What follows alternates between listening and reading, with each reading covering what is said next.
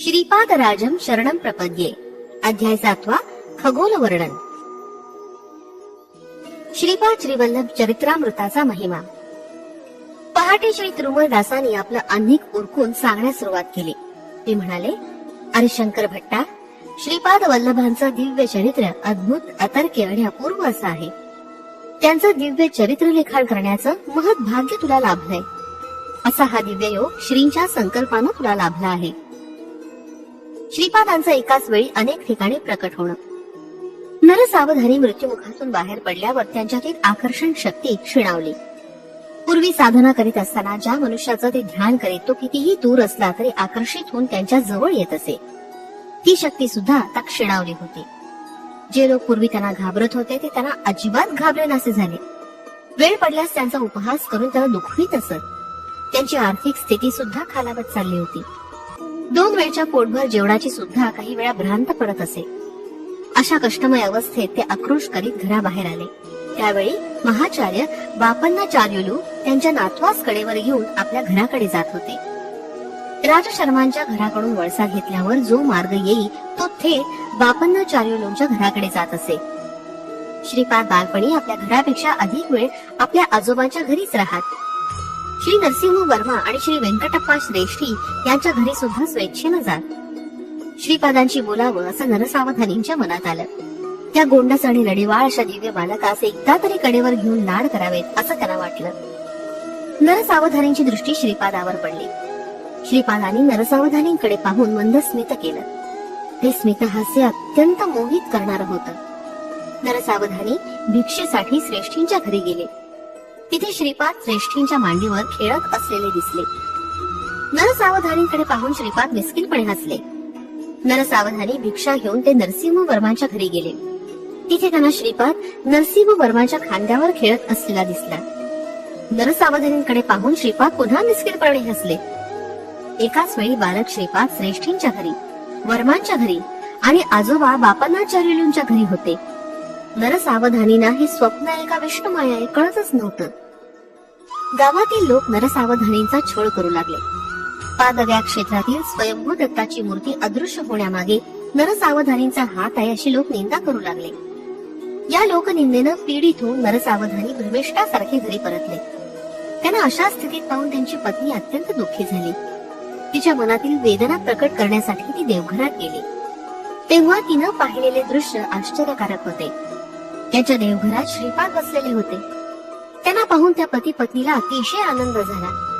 त्या उभयतांनी श्रीपादांना राजगिराच्या भाजीचं भोजन करण्याचा आग्रह केला. परंतु श्रीपादांनी जेवण्यास नकार दिला. काल, कर्म आणि कारण या तिन्हींचा एकाच वेळी संयोग झाल्यास असे अलभ्य योग जुळून येतात. विवेकवंत अशा योगांचा लाभ करून घेतात तर अविवेकी या लाभास मुकतात. श्रीपाद प्रभूंनी त्या पती पत्नीच्या विनंतीस होकार दिला, परंतु या जन्मीसाठी नसून पुढल्या जन्मीसाठी. पुढल्या जन्मी ते महाराष्ट्राच्या पुण्यभूमीत श्री नृसिंह सरस्वतींच्या अवतारात त्यांच्या घरी अवश्य भोजन घेतील असं त्यांनी वचन दिलं होतं. एखादे समयी सूर्यचंद्राच्या गती बदलणं शक्य होईल, परंतु प्रभूंच्या वचनाविरुद्ध जाणं पंचभूतांसहित कोणत्याच जीवास शक्य नसतं. जग जरी हिंदोळलं, युग जरी पालटलं तरी श्रीपादांच्या लीला नित्य सत्य आणि नित्य नूतन आहेत. देवघरात बसून श्रीपाद प्रभूंनी नरसावधानी आणि त्यांच्या धर्मपत्नीस हितोपदेश केला. हा उपदेश दत्तभक्तांना अत्यंत उपयोगी असा आहे. नरसावधानी आणि श्रीपाद वल्लभांच्या मध्ये झालेला संवाद व श्रीपाद प्रभूंचा उपदेश. प्रश्न: तू कोण आहेस? देवता, यक्ष, मांत्रिक? उत्तर: मीच आहे. पंचभूतात्मक सृष्टीतील अणुरेणूमध्ये विद्यमान असलेली अदृश्य शक्ती ती मीच. पशुपक्ष्यांसहित समस्त प्राणी मात्रांमध्ये मातृ व पितृ स्वरूपानं स्थित आहे तो मीच. सकळ सृष्टीचा गुरु स्वरूप पण मीच आहे. प्रश्न: तू श्री दत्तप्रभूंचा अवतार आहेस का? उत्तर: निसंशयानं मी दत्तच आहे, परंतु तुम्ही शरीरधारी असल्यानं तुम्हाला माझी ओळख पटण्यासाठी मी शरीर धारण केलं आहे. वास्तवात मी निराकार आणि निर्गुण आहे. प्रश्न: म्हणजे तुला आकार आणि गुण नाही एवढंच ना? उत्तर: निराकार असणं सुद्धा एक आकारच आहे. तसंच निर्गुण असणं हा देखील एक गुणच आहे. साकार व निराकार सगुण व निर्गुण यांचा आधार तो मीच आहे आणि त्याच्या पलीकडे आहे असं जाण. प्रश्न, सर्वस्व तूच असताना प्राणी मात्रांना सुख दुःख का संभवतात? तुझ्यात असलेला तू जीव आहेस आणि तुझ्यात असलेला मी परमात्मा आहे. तुझ्यात कर्तृत्व भावना असेपर्यंत तू मी होऊ शकत नाही. जोपर्यंत तुझ्यात कर्तृत्व भावना असेल तोपर्यंत सुख दुःख पाप पुण्य अशा द्वंद्वातून तुझी सुटका होऊ शकत नाही. तुझ्यातला तू नष्ट होऊन तुझ्यातील मी उच्च दशेत असेल तेव्हा तू माझ्या निकट असशील. जसं जसं तू माझ्या निकट येशील तस तसा तू सुख दुःख पाप पुण्य या द्वंद्वातून मुक्त होशील. तू माझ्या आश्रयी असता सुख संपन्न होशील. प्रश्न, जीवात्मा आणि परमात्मा हे वेगवेगळे आहेत असं काहींचं म्हणणं आहे. जीवात्मा व परमात्म्याचे घनिष्ठ संबंध आहेत असं काहींचं म्हणणं आहे. तर जीवच परमात्मा आहे असं काहींचं म्हणणं आहे. यातील खरं काय? उत्तर, तू वेगळा मी वेगळा अशी भिन्नत्वाची भावना असली तरी हरकत नाही. तुझ्यातला अहंकार नाश पावल्यावर आपण दोघं द्वैतात स्थित असता आनंदाची प्राप्ती होईल. माझ्या अनुग्रहामुळे सगळं चालत असून तू केवळ निमित्त मात्र आहेस या तत्वाचं अनुसरण केल्यानं सुद्धा आनंद स्थितीस पावशील. मोहाचा क्षय झाल्यानं द्वैत स्थितीमध्ये असताना सुद्धा तू मोक्ष सिद्धी पावशील. तुझ्यात आणि माझ्यात अत्यंत सामिप्य असताना मी तुझ्याद्वारे स्वतःच व्यक्त करतो. माझ्यातील सर्व शक्ती तुझ्याद्वारे अभिव्यक्त होत असताना तुझ्यातला अहंकार नाश पावून मोहक्षय झाल्यानं या विशिष्ट असलेल्या अद्वैत स्थितीमध्ये पण आनंदाची प्राप्ती होईल. मोह नसल्यामुळं हा सुद्धा मोक्षच होय. तुझा अहंकार पूर्णपणे नाश पावल्यानं कर्तृत्वाची भावना नाहीशी होईल. तुझ्यात तू नसून केवळ मी असलेल्या त्या स्थितीत मनाच्या कल्पनेनं आकलन न होणाऱ्या ब्रह्मानंदाचा अनुभव करत असतो. म्हणून अद्वैत स्थितीत असला तरी मोक्ष प्राप्ती करू शकतो. द्वैत स्थितीत असला तरी विशिष्ट द्वैत किंवा अद्वैत स्थितीत असला तरी मोक्ष सिद्धी किंवा ब्रह्मानंद स्थिती मात्र एकच. ती स्थिती मन आणि वाचा यांस अगोचर आहे. केवळ अनुभवानं जाणलं जातं. प्रश्न, अवधूत स्थितीत असलेले काही जण ते स्वतः ब्रह्म असल्याचे सांगतात. तर तू अवधूत आहेस का? उत्तर, नाही, मी अवधूत नाही. मी ब्रह्म आहे आणि ब्रह्म सर्वस्व असल्याचे अवधूतांचे अनुभव आहेत. तर मी ब्रह्म असून मी सर्वांतर्यामी असल्याची स्थिती माझी आहे. प्रश्न, तर या किंचित भेदाचं रहस्य मला उमजलं नाही. उत्तर, समस्त संसार बंधनातून मुक्त झालेले अवधूत माझ्यात लीन होऊन ब्रह्मानंद सुखाचा अनुभव घेतात. त्यांच्यात व्यक्तित्व नाही. व्यक्तित्व नसल्याने ते संकल्परहित असतात. या सृष्टीच्या महासंकल्पात महाशक्तीत मी आहे. जीव म्हणवणाऱ्या मायाशक्तीत पण मी आहे. माझ्यात लीन झालेले अवधूत सुद्धा तू परत जन्म घे अशी माझी आज्ञा झाल्यास त्यांना जन्म घेणे भाग आहे. संकल्पयुक्त सत्य ज्ञानानंद स्वरूप माझं आहे. तर संकल्परहित सत्य ज्ञानानंद स्वरूप त्यांचं आहे. प्रश्न, बीजास भाजल्यानं परत अंकुरित होत नाही तसंच ब्रह्मज्ञान प्राप्त करून ब्रह्ममय झालेल्यांना परत जन्म घेणं कसं बरं साध्य होईल? उत्तर, भाजलेल्या बीजांचं पुनरंकुरित न होणं हा सृष्टीचा धर्म आहे. भाजलेल्या बीजांना पुनरंकुरित करणं हे सृष्टीकर्त्याचं शक्ती सामर्थ्य आहे. खरं पाहता माझा अवतार या सिद्धांताद्वारे सत्य धर्म निरूपण करण्यापूर्वी झाला आहे. प्रश्न, दत्तप्रभू श्रीपादा विवरण करावं. उत्तर, भूत भविष्य वर्तमान हे अवस्थात्रय तसंच सृष्टी स्थिती लय इत्यादी त्रयांचं अतिक्रमण करून वडील अत्रि महर्षी प्रसिद्ध झाले. सृष्टीतील कोणत्याही जीवाविषयी किंवा कोणत्याही वस्तूविषयी असूया द्वेष लेश मात्र नसल्या कारणानं माता अनसूया विख्यात झाली. ब्रह्म विष्णू रुद्र यांस आश्रय आणि अतीत असलेल्या त्या परमज्योती स्वरूपाचं दर्शन प्राप्त करण्यासाठी अत्रि महर्षींनी घोर तपश्चर्या केली. त्या परमज्योती स्वरूप परमात्म्यानं आपल्या अमृत दृष्टीनं सृष्टीतील प्रत्येक प्राण्यास आणि वस्तूस अवलोकन करून अनुग्रह करावा या हेतूनं अनसूया मातेनं तपाचरण केलं होतं. कर्मसूत्रांप्रमाणे पाप पुण्यास अनुसरून सुख दुःख प्राप्त होत असल्या कारणानं महापापाचं फळ स्वल्प आणि स्वल्प पुण्याचं फळ अधिक व्हावं या संकल्पानं अनसूया प्रार्थना करत असे. कठीण अशा लोहखंडास जिवंत व खाण्यास योग्य अशा चण्यामध्ये आपल्या तपोबलानं मातेनं रूपांतर केलं. खनिजातील चैतन्य निद्रा अवस्थेत असतं. तरु गुलमादीमध्ये अर्ध निद्रा अवस्थेत असतं. पशुमध्ये पूर्ण चैतन्याची स्थिती असते. खनिज म्हणून जन्मास येऊन मरण पावणे, नंतर वृक्षेतर जन्म घेऊन तदनंतर पशु जन्म पाहून शेवटी मनुष्य जन्म घेतलेल्या मानवानं विवेक ज्ञान व वैराग्यवंत होऊन त्याच्यात सुप्त असलेल्या परमात्म शक्तीस जागृत करून मोक्ष प्राप्त केला पाहिजे. प्रकृतीतील परिणाम क्रमाचा धर्म परमात्म्याच्या अनुग्रहानं बदलू शकतो असं मातेनं सिद्ध केलं. त्रिमूर्तींच्या स्वरूपात असलेलं चैतन्य जागृत अवस्थेत असल्या कारणानं निद्रावस्थेत बदलून त्यांना लहान बालकांचं रूप दिलं. त्रिमूर्तींच्या शक्ती एकवटून अनघा देवी रूप धारण केलं. दत्तात्रेयांचा अवतार घेऊन त्यांनी अनघा देवींचा अर्धांगिनी म्हणून स्वीकार केला. श्रीपाद श्री वल्लभावतारी वामभागी अनघा देवी व दक्षिण भागी दत्तात्रेय असून अर्ध नारीश्वर रूपानं प्रभूंचा जन्म झाला. अशा महोत्तर सृष्टीस आपल्या संकल्प मात्रानं सृजन करण्याचं शक्ती सामर्थ्य असलेल्या प्रभूस आवश्यकतेनुसार सृष्टी धर्मामध्ये बदल घडवणं सहज शक्य आहे असं तू जाण. प्रश्न: श्रीपादा, सृष्टी धर्मामध्ये बदल घडवण्याचं सामर्थ्य असलेला तू माझ्या दारिद्र्याचं हरण करू शकत नाहीस का? उत्तर: अवश्य तुझं दारिद्र्य हरण करीन, परंतु तुझ्या पुढच्या जन्मी थोडं फार दारिद्र्य भोगल्यावर. राजगिऱ्याचा विषय अधिक क्षुल्लक होता, तरी तुला राजगिऱ्यावर इतका मोह होता. आई वडील किंवा आजोबा कोणाकडून याचना केली नव्हती. माझ्यासारख्या बालकाचा आहार असणार तू किती. राजगिऱ्याची इच्छा झाल्याबरोबर तू दिलं असता तर आजची स्थिती उद्भवली नसती. पण आता ती वेळ गेली. तुझ्या मनातील मालिन्य दूर करण्यासाठी तुझं हे जीवन पुरणार नाही. प्रत्येक मनुष्य आपलं पुण्यफल आयुष्य, ऐश्वर्य, कीर्ती, धन, सौंदर्य इत्यादी रूपानं पावतो. पापाचं फळ म्हणून दारिद्र्य, अल्पायुषी, कुरूप, कुख्याती इत्यादी पावतो. तुझ्या पुण्याचा अधिक भाग काढून तुला आयुष्य दिलं, जेणेकरून तुझं पुण्य खर्च झालं. आता तुझं पाप जास्त असल्या कारणानं दारिद्र्य भोगलं पाहिजे. तरी स्वयंभू दत्ताची आराधना केल्या कारणानं दारिद्र्य असलं तरी 2 वेळचं अन्न तुला लाभेल असा तुला माझा आशीर्वाद आहे. प्रश्न: हे श्रीपादा, वर्णाश्रम धर्माप्रमाणे वर्तन करावं असा शास्त्रांचा निर्धार आहे.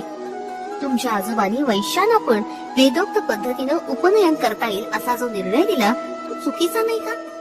उत्तर: सत्य ऋषीश्वरांच्या निर्णयात खोट शोधण्याचा प्रयत्न केल्यामुळे तुझी जिव्हा छाटून टाकली पाहिजे. आजोबा म्हणजे तुला कोण वाटतं? ते साक्षात भास्कराचार्य होत. विष्णुदत्त व सुशीला स्वार्थ म्हणजे काय ठाऊक नसलेले परम पवित्र अशी दंपती. त्यांना माझे माता पिता म्हणून जन्मास घालावा असा आदेश मी काल व कर्मदेवांना दिला. नरसिंह वर्म्याचे पूर्वज श्री लक्ष्मी नरसिंह स्वामीचे अनन्य भक्त. सिंहाचले होत असलेल्या यज्ञयागात विशिष्ट अन्नदान केलेलं पवित्र घराणं. मी पेठिकापुरी जन्म घेण्यापूर्वी पासून एका क्रम पद्धतीनं ही घटना घडवून आणली. त्या 3 घराण्याशी असलेले ऋणानुबंध एका जन्मात फेडले जाऊ शकत नाही किंवा एका अवतार काळात समाप्त करण्यासारखे नाही. माझे वरदहस्त त्यांच्यावर वंशोवंशी असेल. माझ्या छत्रछायेत ते निश्चिंत राहतील. भक्ताच श्रीपादांचा अभय. आता माझ्याविषयी बोलायचं असलं तर काहीही किंमत नसलेला राजगिरा तू मला देऊ शकला नाहीस. मी भोजन केल्यास लाख ब्राह्मण भोजनाचं पुण्य तुला लाभलं असतं. तू खराच दुर्दैवी आहेस. धर्म कुठले अधर्म कुठले याविषयी वाद असेल तर शास्त्रांचा आश्रय घेतला पाहिजे. शास्त्राप्रमाणे आचरण करावं किंवा करू नये ह्याविषयी मीमांसा होत असेल तेव्हा निर्मल अंतःकरण असलेल्या सत्पुरुषांचं म्हणणं शास्त्र ठरतं.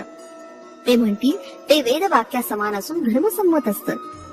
त्यांनी अधर्मानं निर्णय द्यायचा प्रयत्न जरी केला तर धर्मदेवता त्यांना अधर्म मार्गाने परावृत्त करून धर्मसंमत असलेले निर्णय देण्यास बाध्य करते. हिंसा करणं पाप आहे असं शास्त्र सांगतं. पण श्रीकृष्ण परमात्म्याच्या समक्ष झालेलं युद्ध धर्मयुद्ध झालं. कौरव पांडवांचं युद्ध धर्मयुद्ध आणि युद्ध झालेलं स्थळ धर्मक्षेत्र म्हणून प्रख्यात झालं. यज्ञ करणं पुण्य फलप्रद आहे, परंतु परमात्म्याचं स्वरूप असलेल्या शिवास आवाहन न करता केलेल्या दक्षाच्या यज्ञाचं शेवटी युद्धात रूपांतर झालं. दक्षाचं शीर आणि धड वेगळं झालं. नंतर त्याला अजाचं शीर लावण्यात आलं. रोग्यास पित्त प्रकोप झाल्यास वैद्य लिंबू, आवळा इत्यादींनी उपचार करतो. शरीराचा जर एखादा भाग नसल्यास तो भाग शस्त्रानं छेदून रोगाचा निदान करतो. मी पण तसाच आहे. माझ्या देवतांचे अंश आहे, तसंच राक्षसाचे अंश पण आहे. मी उन्मत्तासारखा, पिशाच्यासारखा, राक्षसासारखा पण व्यवहार करतो. माझ्या अंतर्गत जीवाविषयी अत्यंत करुणा असल्यामुळे तुमचे स्वभाव, तुमचे शुभाशुभ कर्म यास अनुसरून मी वर्तन करत असतो. अनन्य शरणागत झालेल्या माझ्या भक्तांचे हात मी सोडत नाही. दूरदेशी असलेल्या माझ्या भक्तास माझ्या क्षेत्री आणतो. ऋषीचं कुळ आणि नदीचं मूळ विचारू नये. आदी पराशक्ती कन्यका परमेश्वरीचं वैश्य कुळात अवतरण झालं नाही का? सिद्ध असलेल्या मुनीत वैश्य मुनी नाहीत का? ब्राह्मण, क्षत्रिय, वैश्यच नव्हे तर शूद्र जरी निष्ठेनं नियम पालन करणारा असेल तर वेदोक्त उपनयनास अधिकारी आहे. उपनयन संस्कारानं तिसरं नेत्र म्हणजे ज्ञान नेत्र उघडलं पाहिजे. अंतःकरण शुद्ध होऊन ब्रह्मज्ञानात मन मग्न झालं पाहिजे. तुझं मन शाक ज्ञानाविषयी संपूर्णपणे मग्न झालं आहे. ब्रह्म ही काय बाजारात विकत मिळणारी वस्तू आहे? या जन्मी ब्राह्मण म्हणून जन्माला आलेला पुढच्या जन्मी चांडाळ जन्म पाहू शकतो. तसंच या जन्मी चांडाळ म्हणून जन्माला आलेला पुढच्या जन्मी ब्राह्मण म्हणून जन्मास येऊ शकतो. ब्रह्म वस्तुकुल, मत, देश, काल यांच्या अतीत असलेलं रहस्य आहे असं तू जाण. देव भावप्रिय असून बाह्यप्रिय नाही. तुझ्या भावास अनुसरून देव कार्य करत असतो. ब्रह्मज्ञानाचा उपदेश करीत असताना मी ब्राह्मण असतो. भक्तांचं योगक्षेम आणि अनुग्रह करण्यासाठी दरबारात असतो तेव्हा क्षत्रिय असतो. प्रत्येक जीव आपापल्या पाप पुण्य कर्माप्रमाणे फळ पावतो.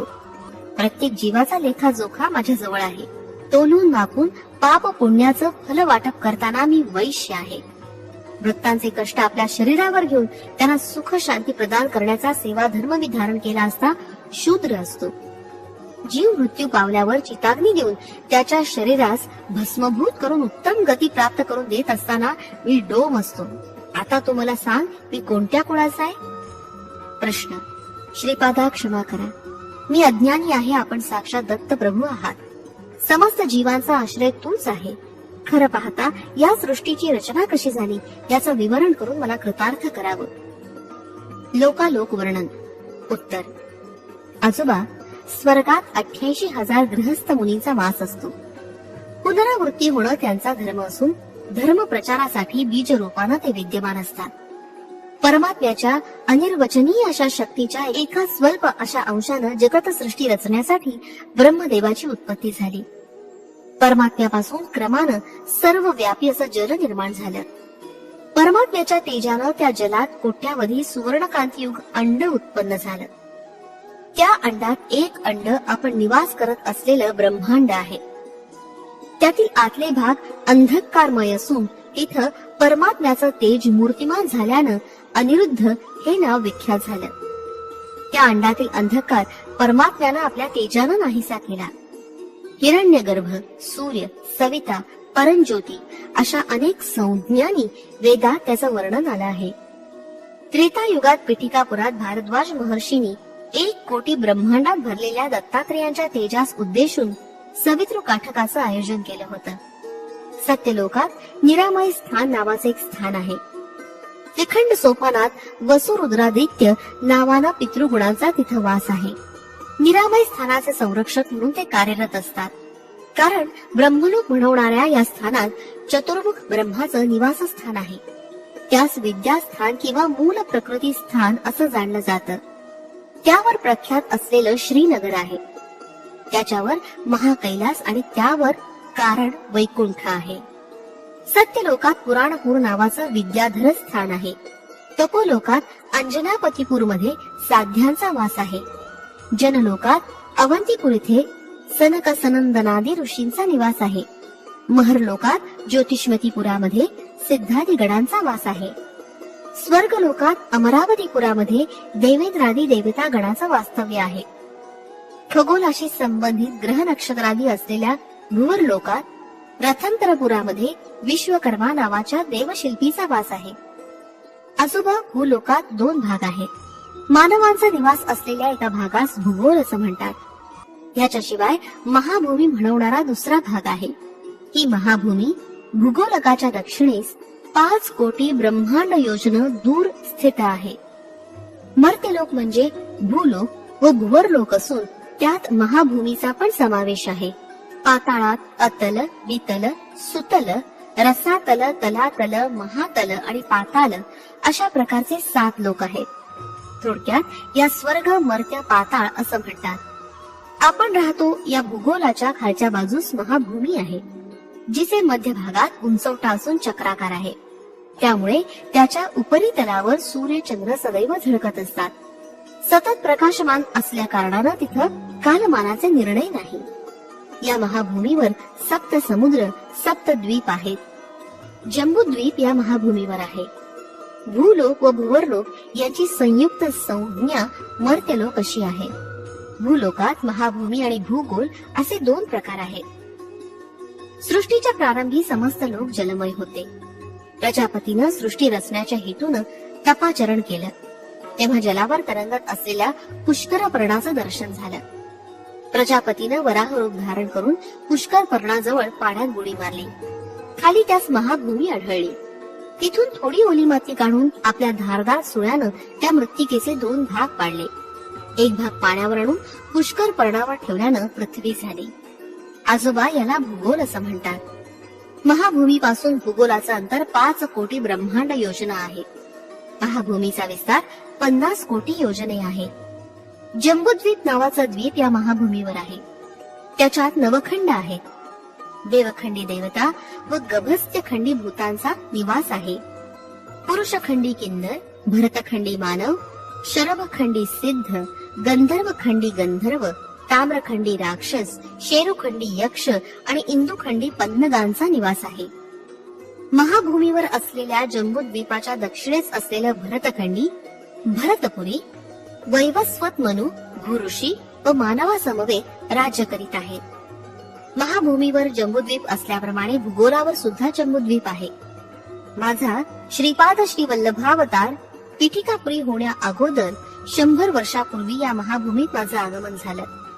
महाभूमीवर असलेल्या जम्बूद्वीपाचा विस्तार 1,00,000 योजना आहे. जम्बूद्वीपावर केवळ भरतखंडी वैवस्वत मनु आहेत. इतर खंडात देवयोनींचा वास आहे.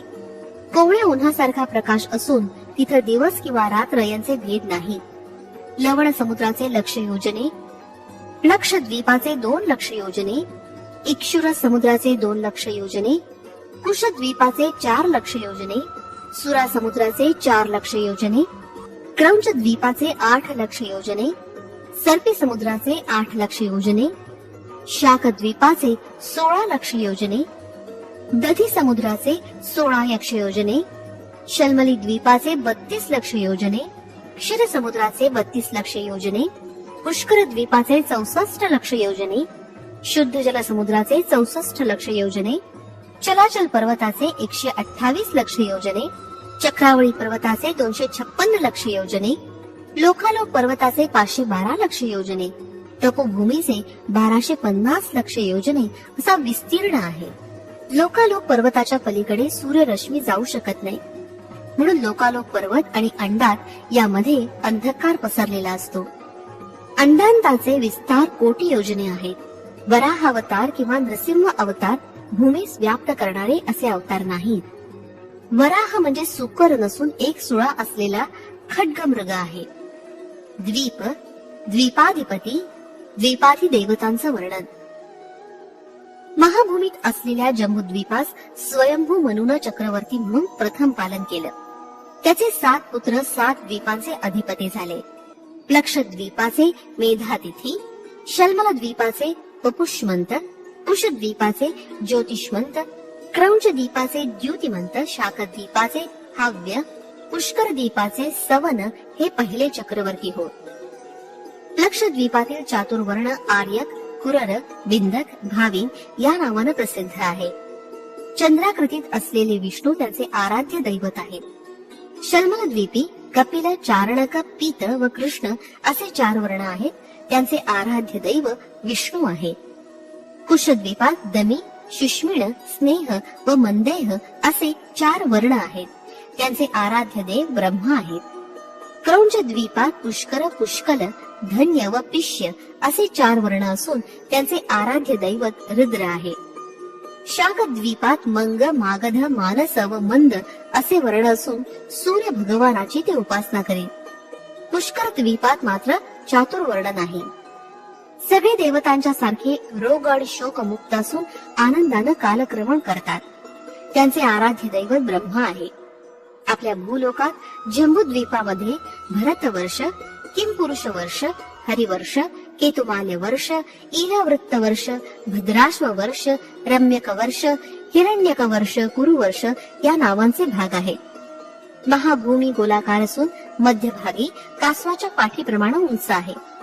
ह्या उंचवट्यास भूमंडळ असं म्हणतात. भूगोल मात्र लिंबासारखे असते. महाभूमी मेरू रेखेस वळसा घेऊन ब्रह्मांडाच्या टोकापर्यंत व्यापून आहे.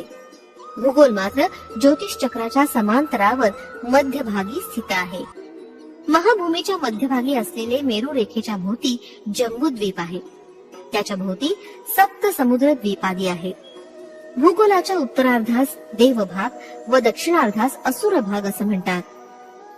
महाभूमीच्या मध्यभागी मेरू दैदिप्यमान असून जीवांस पालन करणाऱ्या मनुचं निवासस्थान आहे. भूगोल जीवांचं निवासस्थान आहे. महाभूमीच्या भोवती असलेलं चक्रवाळ पर्वत शिखरी ज्योतिष चक्र स्थित आहे. भूगोल मात्र यापेक्षा भिन्न आहे. 7 कक्षांनी आवृत्त असलेलं ज्योतिष चक्र भूगोलाची रोज एक प्रदक्षिणा करत आहे. महाभूमी शीतोष्ण वातादी कमी असून सदैव प्रकाशमान असल्या कारणानं नित्य दिवस असल्याने काळाचे व्यत्यास नाही. भूगोला त्याच्या विपरीत आहे. महाभूमी केवळ पुण्यफल अनुभवण्यास प्राप्त करण्यास योग्य आहे. स्थूल शरीरानं अप्राप्य आहे. भूगोल पुण्य मिळवण्यासाठी असलेली कर्मभूमी असून स्थूल शरीरधारी राहण्याची भूमी होय. महाभूमीवर मनु प्रलयाशिवाय दुसरे प्रलय उद्भवत नाहीत. भूलोकात युगप्रलय, महायुगप्रलय, मनुप्रलय इत्यादी घडतात. महाभूमीस धात्री, विधात्री अशी नावं आहेत. भूगोलास मही, उर्वी, क्षिती, पृथ्वी, भूमी अशी नावं आहेत. आजोबा पाताळ लोकाविषयी सांगतो, ऐका. अतल इथे पिशाचगण, वितर लोकात गुह्यक, सुतर लोकात राक्षस, रसातलात भूत, तलातलात यक्ष, महातलात पितर व पाताळात पन्नगांचा वास आहे. लोकातील निवासी, लोकाधिपती व खंडांचं विवरण. वितर लोकाचा व नवनिधींचा अधिपती कुबेर आहे. हा ब्रह्मांडाचा कोशाधिपती असून उत्तर दिशेस अलकापुरी इथं याचा वास आहे. वितर लोकाच्या मेरूच्या पश्चिमेस योगिनीपुरात मय राहतो. हा राक्षसांचा शिल्पी असून त्यानं त्रिपुरासुरास आकाशास उंच विहार करण्यास योग्य असं त्रिपुर निर्माण करून दिलं. सुतलातील वैवस्वतपुरात यमाचा अधिपत्य आहे. हा दक्षिण दिशेचा अधिपती आहे. या नगरीत प्रवेश करण्यापूर्वी अग्निहोत्रा नदी आहे. या नदीस वैतरणी असं म्हणतात. पुण्यवंतास ही नदी सुलभ रीतीने ओलांडता येते तर पापात्म्यास अति कष्टदायक ठरते. रसतलात पुण्यनगर इथे निवृत्ती नावाचा दैत्य राज्य करतो. हा नैऋत्य दिशेचा अधिपती आहे. तलातल लोकात धनिष्ठापुरात पिशाच गणाबरोबर वेताळाचं राज्य आहे. महातलात कैलासपुरी सर्वभूत गणासहित कात्यायनीपती ईशान आहे. तो ईशान्य दिशेचा अधिपती होय. पाताळात वैकुंठ नगर आहे. त्यात श्रीमन्नारायण पाताळात असलेल्या असुरांसहित वासुकी इत्यादी सर्पश्रेष्ठांबरोबर शेषशाही होऊन विराजमान आहेत.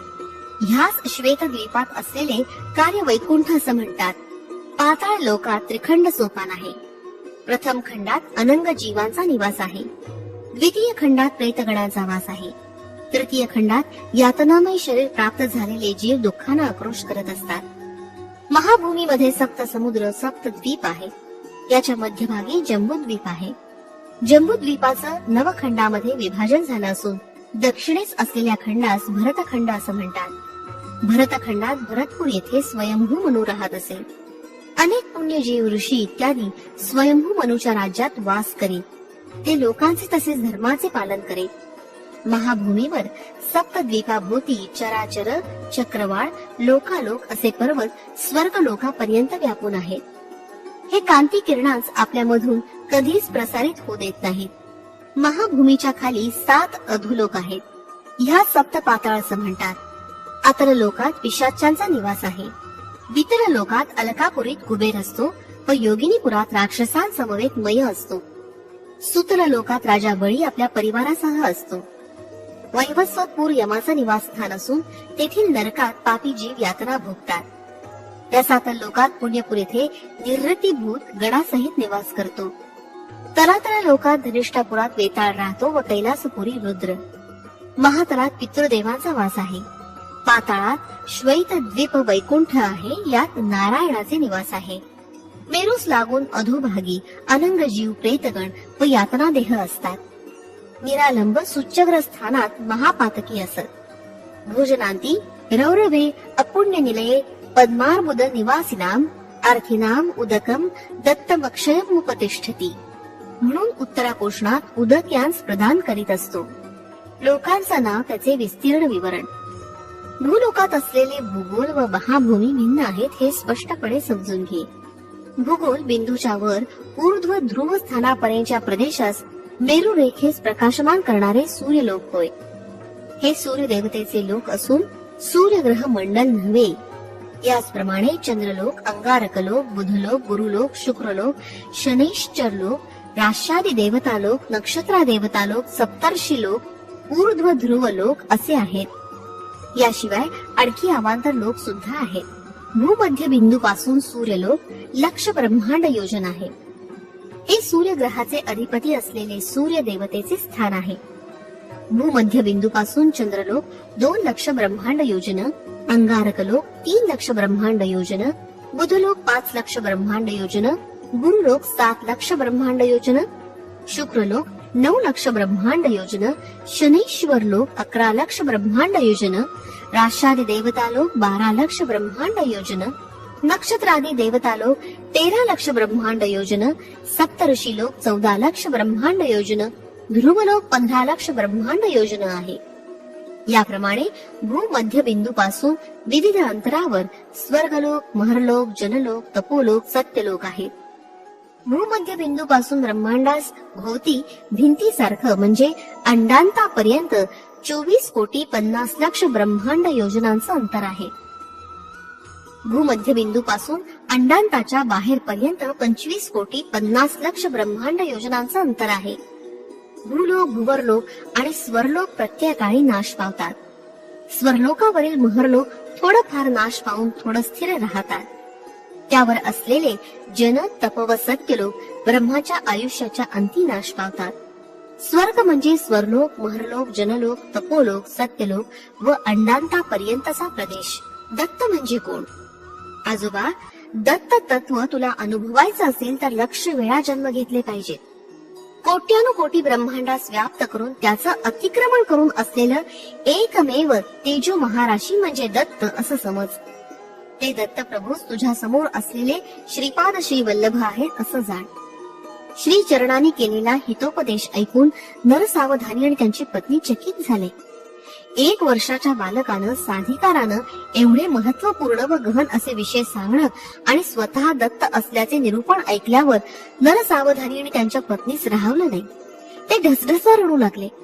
त्या दिव्य शिशूचे श्रीचरण स्पर्श करावे अशी इच्छा व्यक्त केली. त्यास श्रीपादांनी नकार दिला. नरसावधानी आणि त्यांची पत्नी जागच्या जागी खेळून राहिले. श्रीपाद पुढे म्हणाले, मी दत्त आहे. कोट्यानुकोटी ब्रह्मांडात व्याप्त असलेलं एकमेव तत्व मीच आहे. दिग हेच वस्त्र म्हणून दिगंबर आहे. जे कोणी त्रिकरण शुद्धीनं दत्त दिगंबरा, श्रीपाद श्री वल्लभ दिगंबरा, नरसिंह सरस्वती दिगंबरा म्हणून भजन कीर्तन करतात तिथं मी सूक्ष्म रूपानं सदैव असतो. माझे मातामह असलेले श्री बापनार्य परप्रांतातून पादगया क्षेत्री श्राद्धादी कर्म करण्यास असलेल्या लोकांस सेवा भावानं भोजन व राहण्याची सोय करीत असताना काही लोकांना आक्षेप घेतला, कोठे आहे तुमचे स्वयंभू दत्त? अदृश्य झाले ना? तेव्हा श्रीपाद म्हणाले, तो दत्त मीच आहे. मी जन्म घेतलेल्या पवित्र ग्रहात राहण्यास आलेले नक्कीच पवित्र होतील. पितृदेवतांस अवश्य पुण्य लोकांची प्राप्ती होईल. जीवित असलेले जीवांचे तसंच मरण पावलेल्या जीवांचे योगक्षेम वहन करणारा प्रभू मीच आहे. मला जन्म मरण दोन्ही समान आहे. तरी तू स्वयंभू दत्ताची आराधना केल्याचं फळ हेच का, अशी व्यथा तुझ्या मनात आहे. तुझ्यावर आलेले आळ नाहीसे करण्यास स्वयंभू दत्ताचं दर्शन शीघ्र होईल आणि मूर्तीची प्रतिष्ठापना होईल. तुला मी आयुष्य दिलं, दत्त ध्यानी असू दे. पुढच्या जन्मी तुला अनुग्रह होईल असं आश्वासन देतो. या जन्मी माझ्या पादुका स्पर्श करण्याचं महापुण्य तुला नाही. कोट्यानुकोटी ब्रह्मांडाचं सृजन, रक्षण व लय करणारा एकाएका प्रभू असा मी माझ्या वरद हस्तानी तुला आशीर्वाद देतो. महाभयंकर अशा ध्वनीने श्री चरणांचे शरीरातील अणुपरमाणू विघटित होऊन श्रीपाद अदृश्य झाले.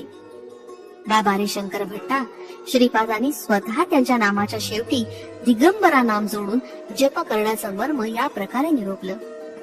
त्यांचं सर्व व्यापक तत्व, निराकार असलेलं ते तत्व साकार रूपात असं अवतरित झालं. हे आपल्या कल्पनेच्या बाहेर आहे. लहान मुलाच्या रूपानं गोंडस रूप धारण करून आलेल्या त्या जगत प्रभूच्या लहानपणापासून करीत असलेल्या लीलांना अंत कुठे. श्रीपाद श्री वल्लभांचा जय जयकार असो. फलश्रुती अज्ञान निवृत्ती, विवेक प्राप्ती.